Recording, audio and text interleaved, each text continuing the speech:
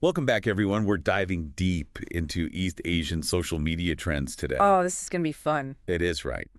We'll be looking at China, Japan, South Korea, Uh-huh. Russia too, what's hot, what's not, Lots to cover. and how people are using social media in these places. Right. We've got reports on everything from YouTube and Facebook Unusual suspects. to platforms you might not know, Like VK, right. yeah, VK and Douyin, even podcasts. Podcasts are huge now globally. They really are. Yeah.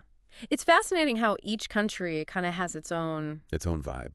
shaped by culture, politics, tech, the whole thing. Well, speaking of politics, Oh, let's start with how that's impacting social media. sure. Like, Russia has those internet regulations, right? They do. How are people there staying connected? It's a good question. And it really defines the whole scene. Okay. You're right. The Kremlin, they really control the internet there. Yeah. Platforms like YouTube have been hit hard. Really? Oh, yeah. Traffic's plummeted. Like, by how much? Estimates say only 20% of the usual audience is left. Wow, 20%. So where are those users going? Well, they've adapted. They're on RooTube now. YouTube. It's a homegrown alternative getting popular with local creators. Interesting. So it's filling the gap YouTube left. Exactly. It's got content that aligns with, Russian perspectives. Does that mean there's less diversity of thought then? It's a valid concern, a big debate right now. Yeah. RooTube's growing, but YouTube's still accessible. Okay. It's actually become a place for political commentary, Oh, I see. especially about the Russia-Ukraine conflict. So it's a platform for, like, diverse opinions then. One of the few, even dissenting ones. So you have RooTube gaining traction Mm-hmm. and YouTube becoming this haven for different viewpoints. Yeah, more nuanced than you'd think. It is. Shows how politics and social media are intertwined. Totally. Now, compare that with Japan. Okay, Japan. Always tech forward. Very much so. And it shows in their social media. YouTube's big there, but not for political debate, like Russia. What is it for then? Gamers. It's a gamer's paradise. Oh, that makes sense. Think Minecraft, mobile games, YouTubers like Haikakin, Hajime. Those are big names. Millions of views, tutorials, live streams, the whole 9 yards. It's like a digital arcade over there. Exactly. So Russia's on YouTube for politics. Right. Japan's all about gaming, different cultures, different uses. Totally. Speaking of cultures, what about South Korea? Oh, South Korea.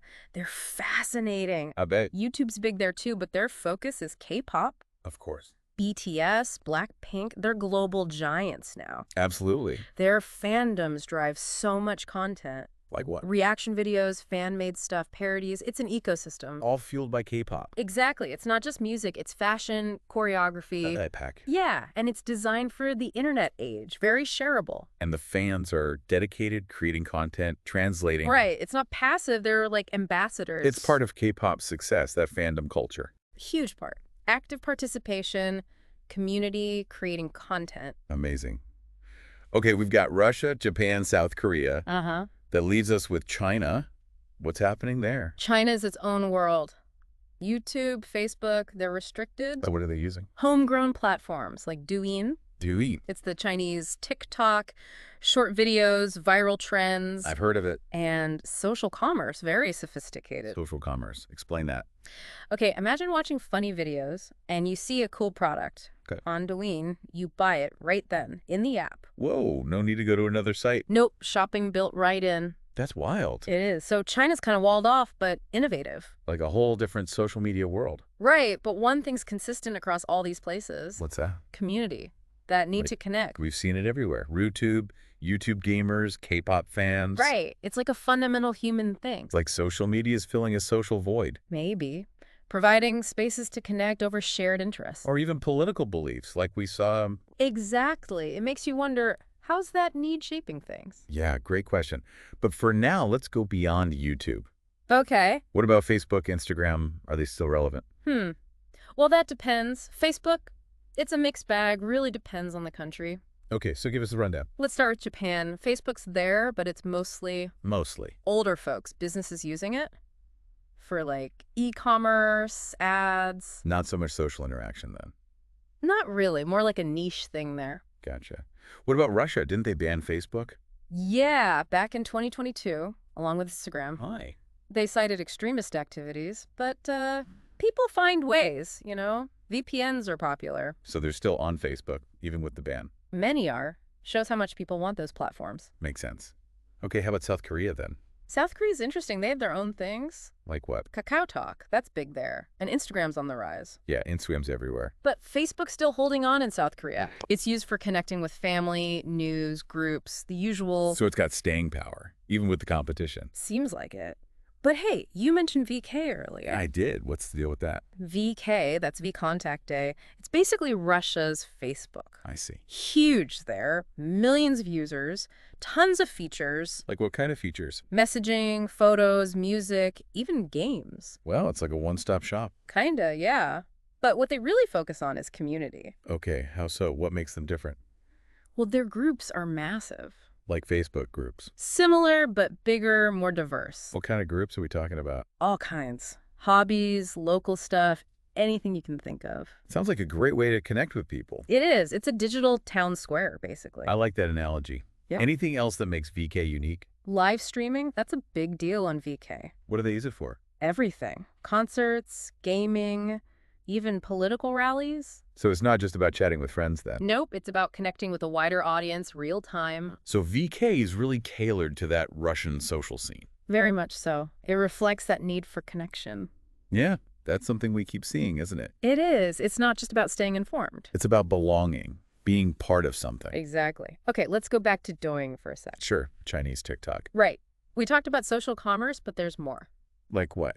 It's a cultural phenomenon shaping trends, language. Whoa, really? Oh, yeah. Douyin's all about these short videos. I know, I've seen a few. Catchy, but what kind of trends? Dance challenges, comedy skits, fashion stuff. Sounds like a lot of fun. It is. It's a constant flow of new ideas going viral. You said it impacts language too. Uh-huh. The slang, the catchphrases, they spread offline. Interesting. So it's more than just an app. It's a whole digital universe, its own rules, its own language. That's a great way to put it. Okay, we've covered a lot. We have. But what about Instagram? Where does that fit in? Instagram, huge in South Korea, especially They love Instagram, huh? big time. Visual culture is important there, and Instagram's perfect for that. It's all about aesthetics, right? Exactly. Yeah. Influencers, brands, they're all about looking good online. So what kind of content are we seeing on South Korean Instagram? Think K-beauty, fashion, food that looks like art. It's aspirational, but still relatable. Right, that's the key. It's a curated world, for sure. So it's less about back and forth conversation. Yeah, more about visual storytelling through images. Each platform has its own style, doesn't it? Definitely. That's what keeps things interesting. Okay, we've hit YouTube, Facebook, VK, Douyin, Instagram. The big ones, yeah. But before we wrap up, what about podcasts? Podcasts. They're having a moment globally. And in East Asia. Oh, yeah, they're gaining traction there, too. Yeah. It's interesting why they're becoming so popular. Yeah, what's driving that? Well, podcasts, they're this blend of information and entertainment. I guess so, yeah. You can listen anywhere, commuting, working out, chilling at home. It's convenient. Very. But it's more than that, I think. What do you mean? It's about wanting to really engage with ideas. So not just passive listening, you're saying. Right. It's active. You're learning. You're exploring. And there are podcasts on everything. Literally everything. Finance, true crime, history. Even just chatting about pop culture. Exactly. Something for everyone. And you can listen anytime, anywhere. That's the beauty of it. And what's cool is how East Asian podcasters, Yeah? they're using social media to promote their shows, build communities. That's smart. How are they doing that? Different platforms in each country. Give us some examples. Okay, in Japan, they use Line a lot. Line, that messaging app? Yep, they create groups for fans to discuss episodes, give feedback. It's like a virtual listening party. You got it. In Russia, they use VK Telegram. Those are popular there, right? Very. Yeah. Same idea, groups and channels to connect with listeners. So it's a two-way conversation, not just broadcasting. Exactly. It builds loyalty, keeps people engaged. We're seeing that interactivity everywhere in East Asia, huh? We are. Live streaming, gift giving, fan communities. It's like everyone's a participant, not just a viewer. It's a good point. Social media is less about passive consumption now. It's evolving. So as we wrap up this East Asian social media deep dive, what are the big takeaways? What should our listeners remember? Well, the biggest thing is East Asia isn't one big blob. Right, each country's different. Each has its own social media culture, its own vibe. It's shaped by politics, culture, all of it. Exactly. You can't treat them all the same. So approach each country with, like, a nuanced view. Exactly. But there are some common threads across the region. Like what? That emphasis on community, like we talked about, Yeah, that keeps coming up. and the speed of innovation. They're always pushing boundaries. It's like a social media laboratory over there. That's a good way to put it. They're experimenting, the world's watching. So pay attention to East Asia. It's a glimpse into the future. Exactly. What happens there often goes global, influences everything. That's a great point. Yeah. So much to learn from them. Well, this has been fascinating. Thanks for guiding us through it. My pleasure. Always happy to talk social media. And to our listeners, check the show notes for links to those reports. Lots of good stuff in there. And join us next time for another deep dive into the digital world. Can't wait to see what we uncover next. Until then, happy scrolling, everyone.